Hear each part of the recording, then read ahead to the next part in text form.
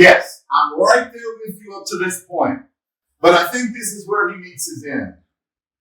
The Norman soldiers strike Harold Godwinson down. You only need to look at the source closest to the time, the Anglo-Saxon Chronicle. And there was a great slaughter made on either side. There was slain King Harold, and Leofwin, his brother, and Earl Gurth, his brother, with many good men. You see, it doesn't get more straightforward than that. Sure, the Chronicle says he was slain, but it doesn't say how. Plus, you wouldn't expect a bunch of cloistered monks to know about the inner workings of the battle. And they were just writing down what they had heard from others. The particulars probably had not reached them yet. Oh. So you think you have better info than the folks who were recording at the time? I do. This image clearly shows what happened. The Bale Tapestry.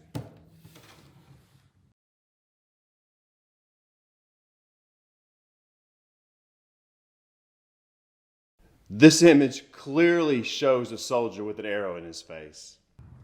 And the Latin around him reads, "And those who were with Harold fell.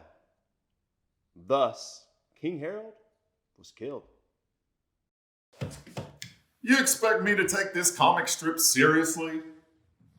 You and I both know this was commissioned by the brother William of Normandy, who won the battle that day.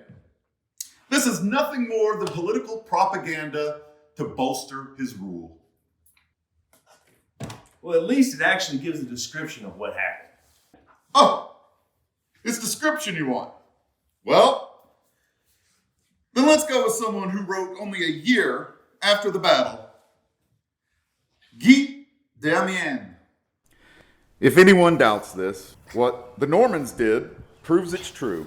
For in accordance with the rules of war, they compelled Harold by many blows to go the way of all flesh.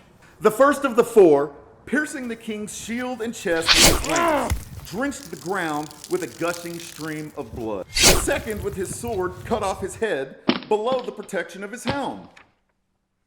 The third liquefied his entrails with his spear.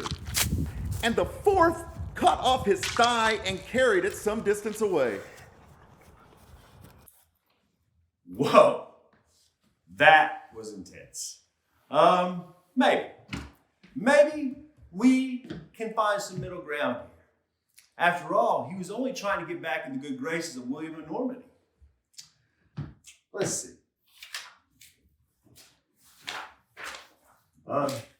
Here? No? Maybe? William of Malmesbury.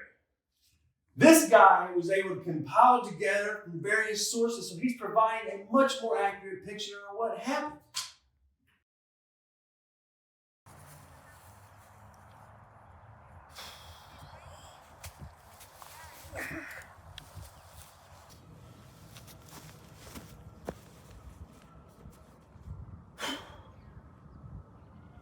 Harold, not content with the functions of a general, and with exhorting others, eagerly assumed himself the duties of a common soldier.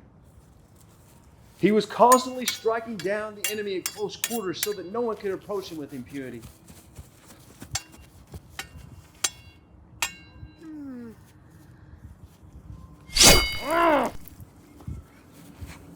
So it was that at long range, the enemy's deadly arrow brought him to his death.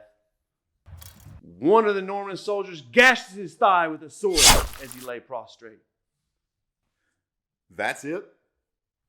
That's what you have to offer? A blip from someone writing over 50 years later?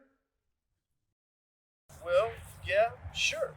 The arrow acknowledges your need for bloody violence. It's not a need. It's what happened. I'm just following the evidence. But we haven't even exhausted the evidence. There's still Guillaume de Jumiget and Benoit de Saint-Mars. What about Guillaume de Poitiers? Exactly. We aren't even scratching the surface here. Hey, what are you reading there? What? Oh, it's William of Newborough's take on the death of Harold Godwinson. Oh, what's it say? That he died in battle. Ah! This is... Well, back at square one, man. It's always the same thing.